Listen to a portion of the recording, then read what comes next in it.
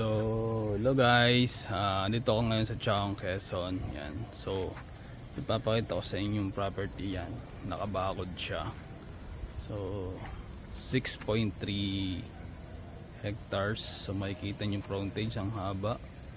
Yung buong bakod na yan, yun yung frontage. Nasa 150 meters yung frontage. Yan. Alam barangay road siya. So guys, itong papasok na papunta ng highway na to, 400 meters lang away, naroon na kayo sa mismong national highway. Yun yung national highway na papuntang Lucena, Bicol, Manila. Yan, 400 meters lang yung layo nito sa mismong national highway. Yan, hanggang dun siya sa may dulo ng bakod na konkreto.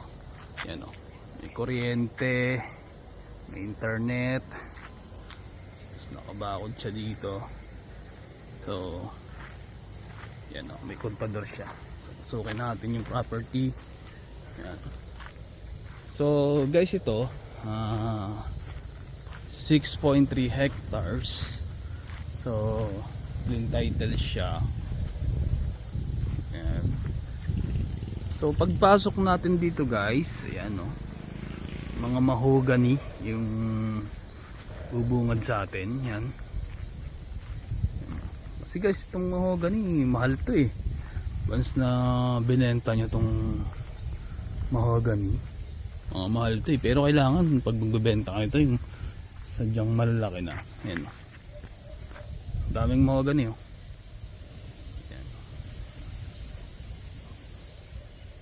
Dami. So, tingnan natin yung loob.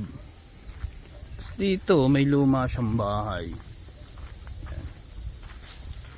May luma siyang bahay dito.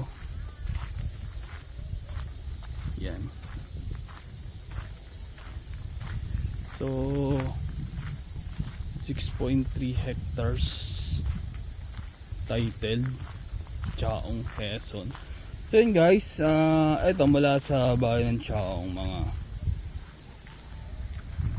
siguro mga 15 minutes in driving.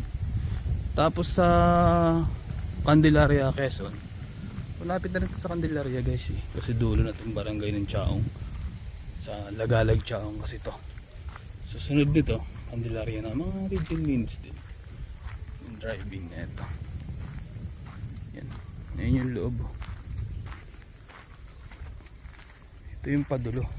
So sa patandalan-dalan lang to na pre. Sama na.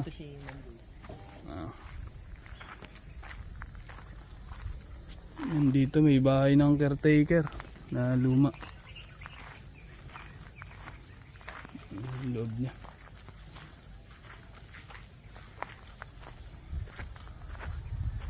Dito may dalan-dalan no.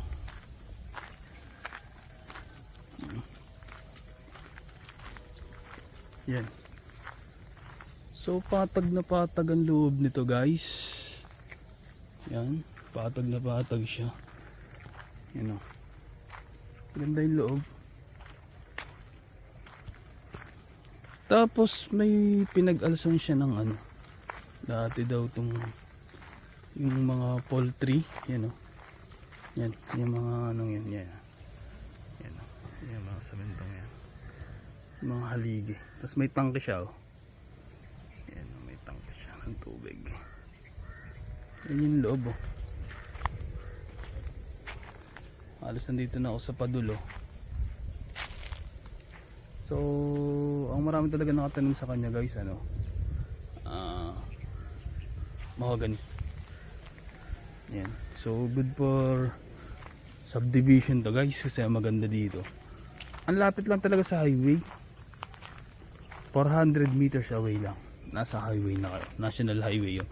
Tapos ito nga, hindi siya liblib. 1 to 2 minutes makakarating na kayo dito sa mismong property. Yan. So tingnan natin yung aerial shot.